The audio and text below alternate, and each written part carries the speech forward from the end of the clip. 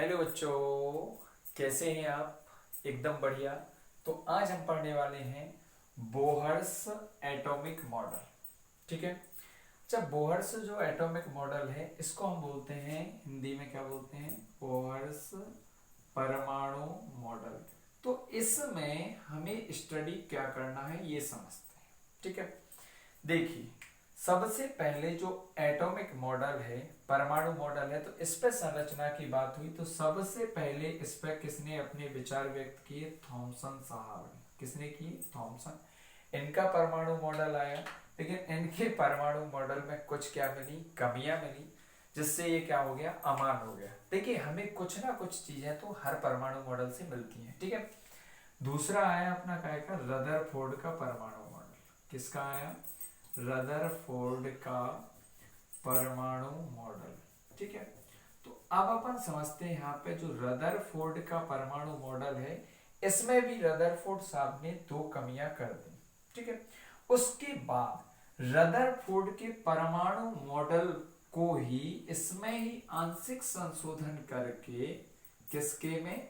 Rutherford के परमाणु model में क्या किया है? बोहर्स ने आंशिक संशोधन करके एक अपना बोहर्स परमाणु मॉडल दिया है। ठीक है। इन्होंने कहा से दिया? स्पेक्ट्रम से। अच्छा, तो एक बढ़िया सी बात देखते हैं कि बोहर्स परमाणु मॉडल की आवश्यकता क्या पड़ गई थी। देखिए, तो रदरफोर्ड ने जब अपना परमाणु मॉडल दिया तो इन्होंने क्या किया था? दो चीजों को ये डिफाइन नहीं कर पाए थे। कौन कौन सी चीजें? पहली पहली तो रदरफोर्ड साहब ने क्या कमी कर दी कि एक तो परमाणु के स्टेबल की कंडीशन नहीं बता सके। किसकी?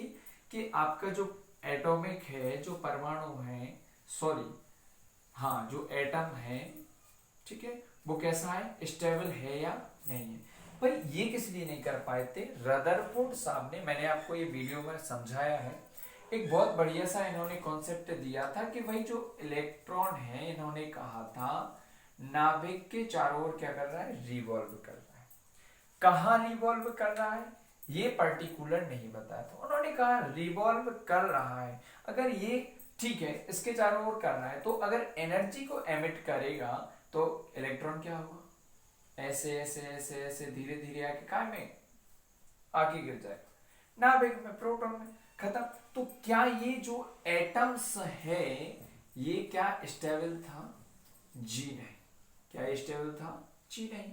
तो रदरफोर्ड साहब ने एक सबसे बड़ी कमी क्या कर दी कि भाई जो एटम्स होता है, परमाणु होता है, उसके स्टेबल की कंडीशन को डिफाइन नहीं कर सके। ठीक है। दूसरी सबसे बड़ी कमी इन्होंने क्या कर दी है कि इन्होंने क्या किया, अपन ने कोई भी एलिमेंट्स लिया या कोई भी गैसेस के मॉलिक्यूल्स लिए, भाई हमने उसके मॉलिक्यूल्स को लेके, ये हमने किसी भी गैस के क्या लिए? मॉलिक्यूल्स लिए, इसमें से हमने लाइट को डाला, श्वेत प्रकाश, तो जो स्पेक्ट्रम बना, ये हमारा स्पेक्ट्रम कंटिन्यूअस नहीं बना। कैसा नहीं बना ये स्पेक्ट्रम हमारा? कंटिन्यूअस नहीं बना। ठीक है। तो ये व्याख्या नहीं पड़ा। कंटिन्यूअस का मतलब कैसा है?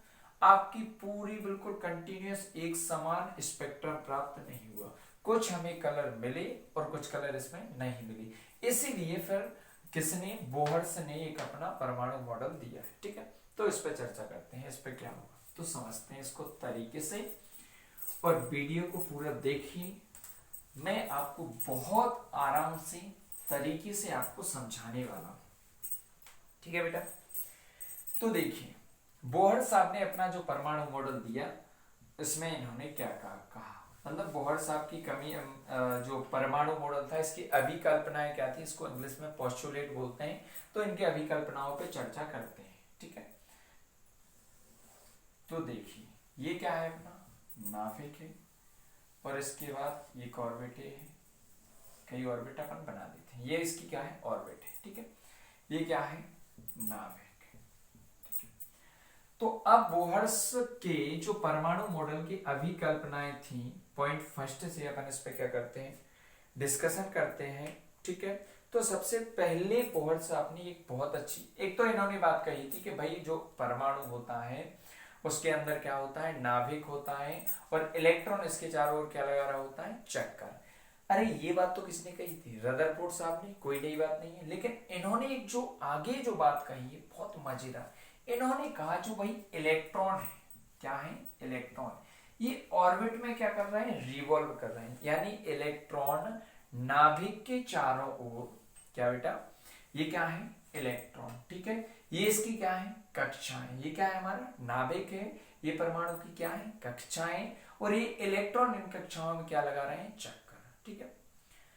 रदरफोर्ड ने ये कहा था कि जो इलेक्ट्रॉन है ये क्या करते रहते हैं, चक्कर लगाते रहते हैं, किस कक्षा में लगाते हैं ये उन्होंने क्लियर नहीं कहा, अनसर्टेन कंडीशन को डिफाइन किया था। बट जो कौन से आए अपने बोहर साहब आए, इन्होंने कहा जो इलेक्ट्रॉन है वो क्या करता है, देखो इसमें रिवॉल्व तो करता है अराउंड ऑफ न्यूक्लियस, बट एक सर्टेन ऑर्बिट में, किसमें करता है, सर्टेन ऑर्बिट, मतलब निश्चित कक्षा में। तो भाई इन्होंने क्या कहा था, बोहर साहब ने, इलेक्ट्रॉन नाभिक के चारों ओर क्या लगा रहा है, चक्कर। तो पहला क्या था, इलेक्ट्रॉन नाभिक के चारों ओर क्या लगाता है, चक्कर, ठीक है, नाभिक के चारों ओर घूमता है, लेकिन किस कंडीशन में घूमता है, किसी एक कक्षा में ना घूमकर, किसमें, किसी एक कक्षा में ना घूमकर, किसमें घूमता है, स्थायी कक्षाओं में चक्कर लगा, कुछ किसी एक कक्षा में ना घूमकर कुछ विशिष्ट कक्षाओं में, कुछ क्या में, विशिष्ट कक्षाओं में क्या लगाता है, चक्कर लगाता है, ठीक है। तो पहला पोस्टुलेट क्या था, उन्होंने ये कहा था कि भाई इलेक्ट्रॉन है वो किसी एक पर्टिकुलर कक्षा में चक्कर न लगाकर, कुछ मतलब किसी भी इसमें नहीं, एक विशिष्ट कक्षाओं में क्या लगाता है, चक्कर, और जो विशिष्ट कक्षा में चक्कर लगाता है इन कक्षाओं को हम कौन सी कक्षाएं कहते हैं, स्थायी कक्षाएं, ठीक है। तो पहला पोस्टुलेट क्या था, देखिए ये इलेक्ट्रॉन अगर इस ऑर्बिट में है, फर्स्ट ऑर्बिट में, तो ये फर्स्ट ऑर्बिट में ही क्या लगाएगा, चक्कर लगाएगा। ये इलेक्ट्रॉन कौन सी ऑर्बिट में है, सेकंड में, तो ये कौन सी ऑर्बिट में चक्कर लगाएगा, सेकंड ऑर्बिट में। ये कौन सी ऑर्बिट में, थर्ड ऑर्बिट में, तो भाई ये किस ऑर्बिट में चक्कर लगाएगा, थर्ड ऑर्बिट में। तो बोहर साहब ने कहा था कि इलेक्ट्रॉन नाभिक के चारों ओर घूमता है, लेकिन किसी एक कक्षा में ना घूमकर कुछ विशिष्ट कक्षाओं में क्या लगाता है, चक्कर, और जिन विशिष्ट कक्षाओं में चक्कर लगाता है इन कक्षाओं को कहते हैं हम कौन सी कक्षाएं, स्थायी कक्षाएं। इन कक्षाओं को क्या कहते हैं बेटा, स्थायी कक्षाएं कहते हैं, ठीक है, ये हो गया। नेक्स्ट देखते हैं, अगली उन्होंने एक बहुत बढ़िया सी बात कही, इलेक्ट्रॉन केवल उन्हीं कक्षाओं में घूम सकता है, काय में, इलेक्ट्रॉन केवल उन्हीं कक्षाओं में घूम सकता है। हाँ, इसमें एक पैच और है, इसको समझ लीजिएगा कि इलेक्ट्रॉन नाभिक के चारों ओर घूमता है, अतः किसी एक कक्षा में घूमकर कुछ विशिष्ट कक्षाओं में, इसका सेंस समझिए, इसने कहा है कुछ विशिष्ट कक्षाओं में, इसका क्या है, सर्टेन ऑर्बिट की कंडीशन क्या है। देख बेटा, इसका मतलब ये था कि ये घूमेगा सिर्फ NH/2π, ठीक है। n का मतलब क्या है हमारा, ऑर्बिट ऑफ नंबर या सेल ऑफ ऑर्बिट कह सकते हो, कोई दिक्कत नहीं। h क्या है, प्लैंक कांस्टेंट 2π। तो इसने कहा था यानी या तो ये NH/2π में घूम सकता है, या 2H/काय में घूमता है 2π में, या 3H/काय में घूमता है 2π में, या 4H/काय में घूमेगा 2π। तो इनको कहते हैं हम कौन सी, विशिष्ट कक्षाएं। मतलब इनका कहने का तात्पर्य है कि इलेक्ट्रॉन ऐसे भी घूम सकता है कि 1.5H/2π, ऐसी सिचुएशन में इलेक्ट्रॉन नहीं घूम सकता है। तो अब बात समझ में आई कि इलेक्ट्रॉन नाभिक के चारों ओर घूमता है, किसी एक कक्षा में न घूमकर कुछ विशिष्ट कक्षाओं में घूमता है, और इन कक्षाओं कौन सी कक्षाएं कहते हैं, स्थायी कक्षाएं, ठीक है। अगला उन्होंने कहा है कि इलेक्ट्रॉन केवल उन्हीं कक्षाओं में घूम सकता है, कौन की कक्षाओं में, जिनका कोणीय संवेग, जिनका क्या बेटा, कोणीय संवेग किसके बराबर हो, जिनका कोणीय संवेग NH/2π का क्या हो, पूर्ण गुणक हो, ठीक है। दूसरी बात इन्होंने क्या कही कि इलेक्ट्रॉन केवल उन्हीं कक्षाओं में घूम सकता है जिनका कोणीय संवेग NH/2π का क्या हो, पूर्ण गुणक। अब कोणीय संवेग क्या आएगा, इसको थोड़ा समझिएगा। देखो बेटा, ये है हमारा क्या, एटम्स, ये क्या है, न्यूक्लियस है, ये इसके चारों ओर क्या लगा रहा है, इलेक्ट्रॉन चक्कर, यहाँ पे ऐसे चलेगा, यहाँ पे भी इलेक्ट्रॉन कैसे चलेगा हमारा, ऐसे चलेगा, यहाँ पे इलेक्ट्रॉन कैसे चलेगा, ऐसे, और यहाँ पे हमारा इलेक्ट्रॉन ऐसे चलेगा। ठीक है, इनका वेग क्या है v, इसका वेग क्या है v, इसका वेग क्या है v, बट इसका मास क्या है स्मॉल m। ठीक है, चेक कर लगा। लेकिन इसकी रेडियस क्या होगी r, रेडियस कितनी होगी अपनी r, यहाँ पे भी रेडियस कितनी होगी r, और यहाँ पे भी रेडियस कितनी होगी r। एक चीज को समझो, हमने कोणीय संवेग क्लास 11th में पढ़ा है बेटा। कोणीय संवेग का फॉर्मूला क्या होता है हमारा, तुमने देखा होगा L बराबर वेक्टर R गुणा वेक्टर, स्टडी किया। इसके बाद हम देखते हैं वेक्टर R और वेक्टर P। भाई वेक्टर R जहां की था, वेक्टर P क्या होता है कोणीय संवेग, और कोणीय संवेग क्या हो, द्रव्यमान और वेग के गुणनफल को क्या कहते हैं कोणीय संवेग, मतलब सॉरी हाँ रैखिक संवेग। तो इसको लिख देंगे बेटा m वेक्टर v। एक चीज आप अच्छे से जानते हो कि फाइनली सबको पता है क्रॉस प्रोडक्ट, तो ये क्या है अपना सदिश गुणनफल है। इसको अगर बेटा हम हटाएंगे तो क्या आएगा साइन, तो इसको लिख देंगे आप एम वी आर, और कितना आ जाएगा साइन थीटा। एक चीज को समझिएगा कि ये क्या है ऑर्बिट आर है, और ये इलेक्ट्रॉन इसका वेग है। इन दोनों की कंडीशन देखिए, 90 डिग्री का एंगल बना रहे हैं, कितने डिग्री का 90। तो बेटा यहाँ पे रख देंगे एम वी आर बराबर, यहाँ पे साइन थीटा की जगह कितना आ जाएगा 90, जिसका मान कितना होता है 1, तो कितना आ गया एम वी आर। ठीक है, सेकेंड पोस्टुलेट निकल के आती है कि वे ही इलेक्ट्रॉन इसके चारों ओर चक्कर लगा सकते हैं जिनका कोणीय संवेग, कोणीय संवेग यानी जिनका M V R NH upon 2 pi का क्या हो पूर्ण गुणक हो। ठीक है, जिनका कोणीय संवेग NH अपॉन 2 पाई का क्या हो पूर्ण गुणक हो। ठीक है, अगली पोस्टुलेट देखते हैं। नेक्स्ट पोस्टुलेट हमारी क्या निकल के आती है, जब कोई इलेक्ट्रॉन, देखो बेटा एक बहुत अच्छी बात बताई तीनों में, जब कोई इलेक्ट्रॉन, ये कौन सी कक्षा है निम्न कक्षा, ये कौन सी है उच्च कक्षा। ठीक है, तो ये कक्षा कौन सी है अपनी निम्न, और ये कौन सी है उच्च। जब कोई इलेक्ट्रॉन निम्न कक्षा से काय में जाता है उच्च में, देखो एक बहुत अच्छी बात, बोहर साहब ने कहा था कि जो इलेक्ट्रॉन है वो अपनी एनर्जी को रेडिएट नहीं करेगा। क्या नहीं करेगा, जो इलेक्ट्रॉन है वो अपनी एनर्जी को रेडिएट नहीं करेगा।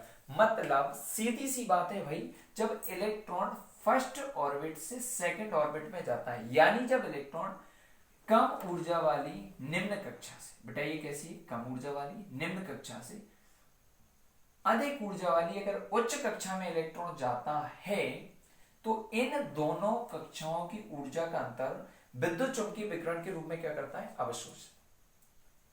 सपोज दैट, एक बहुत ही आसान सा सवाल है, आप कहां जा रहे हो ऊपर, आप सीढ़ी चढ़ रहे हो या किसी भी जगह पे कहां जा रहे हो आप ऊपर, तो बेटा जब आप ऊपर जाओगे तो आपको एनर्जी लगेगी। जब आप कहां जाओगे ऊपर तो आपको क्या लगेगी एनर्जी। अरे भाई सिंपल सी बात है, अपन किसी भी वस्तु को यार कुछ भी वजन लेके कहां जाओ आप ऊपर, आपको बहुत ऐसा थकान सी होगी या कुछ भी होगा, तो आप अगर ऊपर जाओगे तो आपको क्या लग रही है एनर्जी। लेकिन बेटा अगर आप ऊपर से नीचे आ रहे हो बड़े आराम से आ जाओगे, मतलब ऊपर से नीचे आओगे आप एनर्जी को एमिट करोगे, एनर्जी को उत्सर्जित करोगे, एनर्जी को रेडिएट करोगे, यानी एनर्जी का होगा उत्सर्जन। और अगर आपको कहां जाना है ऊपर, तो बेटा एनर्जी लगेगी, जिसका हम क्या करेंगे अवशोषण। ठीक है, बिल्कुल सेम कंडीशन है। जब हमारा इलेक्ट्रॉन कम ऊर्जा वाली निम्न कक्षा से अधिक ऊर्जा वाली उच्च कक्षा में जाता है, तो इन दोनों कक्षाओं की ऊर्जा का जो क्या होता है अंतर, इन दोनों कक्षाओं की ऊर्जा का जो क्या होता है अंतर, उसको क्या करता है ये विद्युत चुंबकीय विकिरण के रूप में क्या करता है अवशोषित। तो लो से जब काय में जाता है हाई में, तो ये इलेक्ट्रोमैग्नेटिक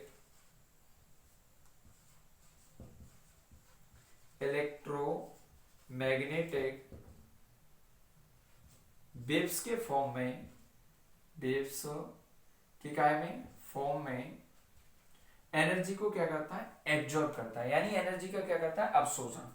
और जब ये उच्च से काय में आता है निम्न में, तो ऊर्जा का क्या करता है उत्सर्जन। क्या करता है उत्सर्जन।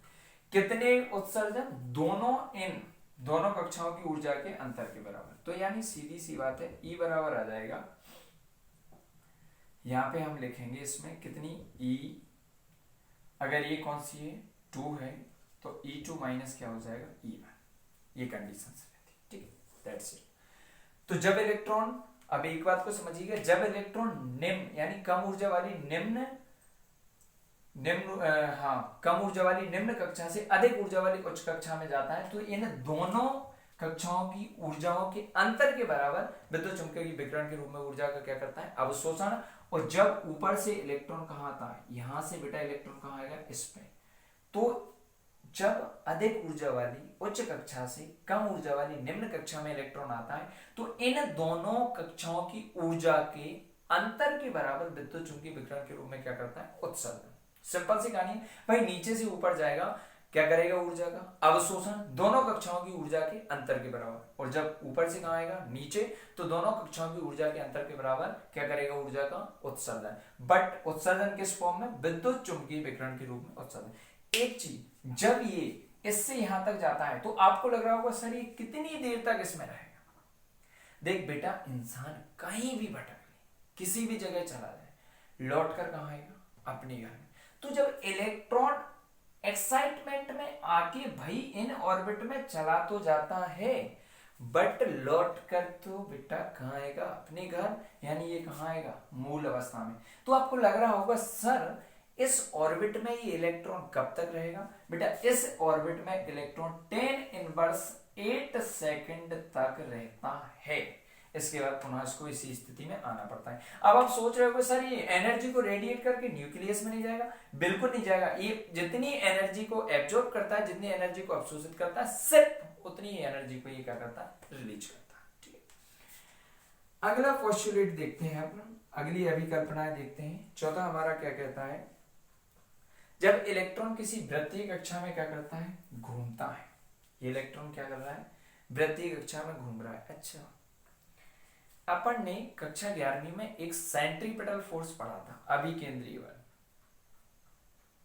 उसका काम क्या होता था, अभिकेंद्रीय बल का काम था कि अगर कोई सर्कुलर मोशन है, कोई वृत्तीय गति कर रहा है, तो भाई वृत्तीय गति के लिए उसको क्या की आवश्यकता होती है, अभिकेंद्रीय बल की। सोच बेटा, ये इलेक्ट्रॉन है, ये कौन सी गति कर रहे हैं, वृत्तीय कक्षा में। ये इलेक्ट्रॉन कौन सी, वृत्तीय कक्षा में। ये इलेक्ट्रॉन कौन सी, वृत्तीय। भाई जब कोई वस्तु वृत्तीय कक्षा में रिवॉल्व कर रही है, वृत्तीय कक्षा में घूम रहा है, तो उसको कौन से बल की आवश्यकता होगी, अभिकेंद्रीय बल की। ऑब्वियसली कौन से बल की आवश्यकता होती है, अभिकेंद्रीय। बेटा अगर अभिकेंद्रीय नहीं मिलेगा तो ये वृत्तीय मार्ग में गति नहीं करेगा। अच्छा, अभिकेंद्रीय बल अपने आप मिल जाएगा, नहीं, इसको सेंटर से कोई फोर्स दे रहा होगा। सोच कौन दे रहा है, ये क्या है, प्लस प्रोटॉन, और ये क्या है, इलेक्ट्रॉन। इसकी प्रकृति क्या होती है, ऋणात्मक। तो बेटा हमेशा प्लस ऋण को खींच के रखता है, ठीक है। तो ये इस पे आकर्षण बल लग रहा है। कौन सा बल, इलेक्ट्रोस्टैटिक फोर्स, ठीक है। कूलम के स्थिर विद्युत संबंधी कूलम का व्युत्क्रमवर्ग नियम, जिसकी वजह से गतिज संतुलन के लिए इसको कौन सा बल मिल रहा है, अभिकेंद्रीय बल।